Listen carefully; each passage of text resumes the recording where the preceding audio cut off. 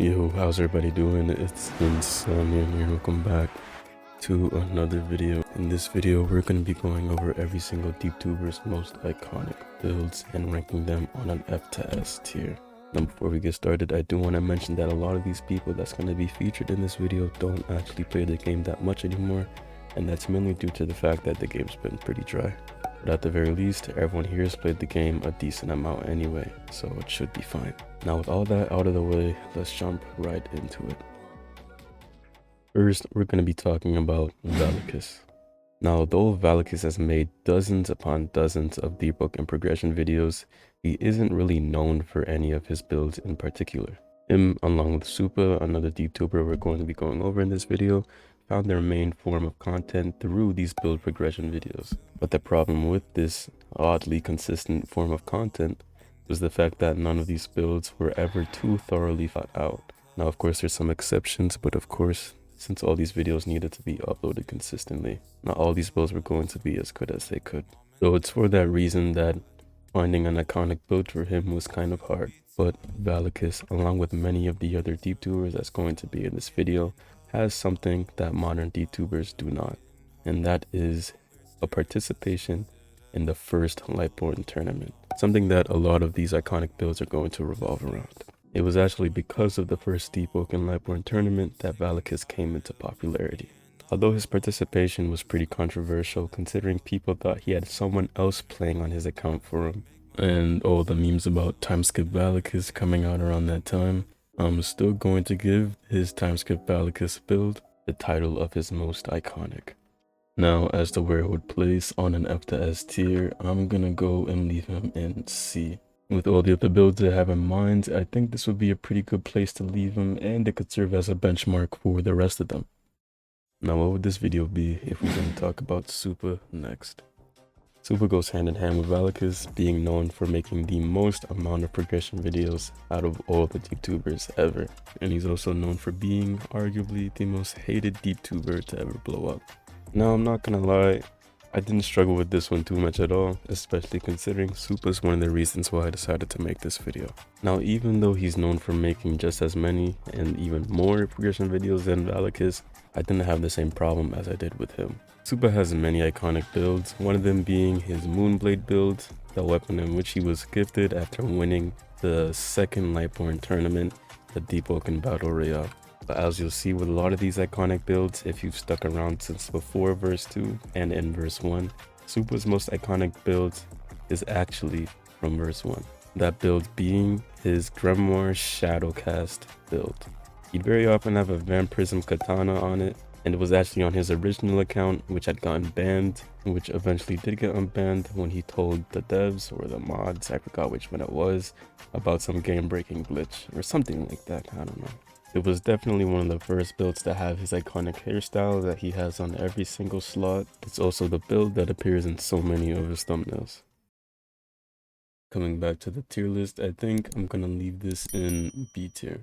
Don't really have much of an explanation for this, but once again, just thinking about where all the other builds are gonna fall into, I think this is a pretty nice spot. Next, we have Inu. Inu, as do many of these other Deeptubers, is also known for his debug and progression videos, having first started them with unique builds and random anime girls in his thumbnails. But Inu, out of many of the people on this list, is definitely one of the people I view the least, so it's super hard for me to tell what would be his most iconic build. And it's because of that this section won't be too long, but I'm gonna go on a whim and say that his most iconic build is the one he made of Power from Chainsaw Man. The reason why I use this one is because I vaguely remember him talking about how much he enjoyed it, and he might have even said it's his favorite build at some point. He seems to remake this build pretty often, and at the very least they all revolve around Power and looking like her in some way. So if I'm being honest, it isn't any particular variation of the build, but pretty much any build that looks like Power is gonna be one he enjoys. Here's a clip. But yeah, in this video I did go Crystal because I was cosplaying Power, because for some reason the Blood Attunement is still not out yet, or Blood Oath. Honestly, it should be a Blood Attunement because like an Oath is just so basic, bro. Like, come on, it's gonna be like 2 mantras. No, I want an Attunement. Now I'm gonna go ahead and leave Inu in Honestly, I can see him being anywhere in C or B, but I'm gonna leave him in B. I don't quite see him being in the same tier as Timeskip Valakis, but how he compares to Super, I'm not too sure, so I'm just gonna leave him right there. And once again, these are all being based simply off of how iconic they are and how they fit the actual person.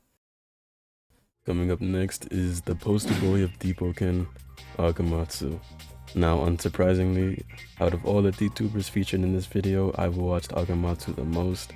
Not just because I'm a fan, but also because back in verse 1, Agamatsu's videos were essential for learning how to play the game, as he'd often put out high quality guides as to PvE and PvP. He even commented on one of my videos before, which was cool.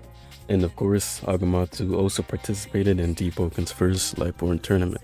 In fact, it was the build that he used, which I was going to give the title as most iconic, that build being his Vesperian attunementless light weapon build.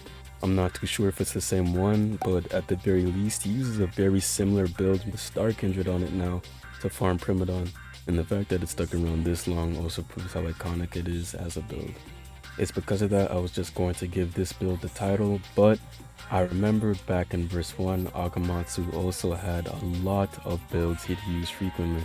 Some of them being his Vesperian Heavy Weapon Gale Breath build, which I'd like to believe ended up putting Gale Breath Heavy onto the meta. But there's also his Kanar Ice Hero Blade build that ended up being a build he'd use a lot and was one of the first instances of the comically large series. And it's the fact that one of these started a meta and another one starting an iconic series, and also another meta in itself, that being large mantras. And because of that, I'm going to make this the only instance in this video where there's going to be a tie between multiple builds. Because I can't come to a conclusion, I'm going to leave it to you guys to let me know down in the comment section below. Which one out of the three do you think is his most iconic? Maybe I'm just too nostalgic of verse 1, but technically all of these builds came from verse 1 anyway, so who knows. I think I'm just gonna leave all three of these builds way up in A tier. I just feel like all the builds so far don't really have much on the three that we just went over, so I think this seems pretty fair. And with that, we only have one more build left to go over. And last for this video is Nano Prodigy, who did end up getting banned from the game. And as you could guess, Nano Prodigy also did participate in the first Lightborn tournament and ended up being its victor. He was the favorite to win since before the tournament even started, and he actually won every single match without losing a single time. The only time he came close to dying was when he fought Agamatsu, but to quote from the tournament itself, it was an unbelievable turnaround by Nano that turned around the very season. This build was so good that it even ensued an entire new meta of Curved Blade of Winds builds, and even though the weapon was already pretty popular at the time, things only got that much more crazy after Nano won the tournament. But there was one more build that he made which was that much more iconic, and it was actually one he made right after winning the tournament. This build was the Lightborn Railblade build. What made this build so special was that not only was it Lightborn, but at the time Nano was the only person to ever have the Railblade. Both the race and weapon were prizes he had gotten for winning the tournament. And since both the race and weapon were very exclusive, it's not much of a competition when comparing the two builds and which one was more iconic. Now I'm sure I don't need to explain this, but I'm going to be putting Nano's build in S tier. Every single one of these builds were pretty good and iconic in their own way, but of course Nano's Lightborn Railblade build is just step ahead. This was something that's never been seen in the game before, and the Railblade was one of the first weapons, if not the first I believe, to have multiple crits as well. Everything about the build was super cool, and I think it easily deserves S tier. That'll be all for now. I'm glad to spend this time that I did have with all of you. There were a bunch of YouTubers I didn't get to go over in this video, so let me know down in the comment section below if you want me to make a part 2. Hopefully you enjoyed, and if you did, please feel free to leave a like, comment, and subscribe right now to join the channel. And all that being said, I'll see you guys in the next one. Bye.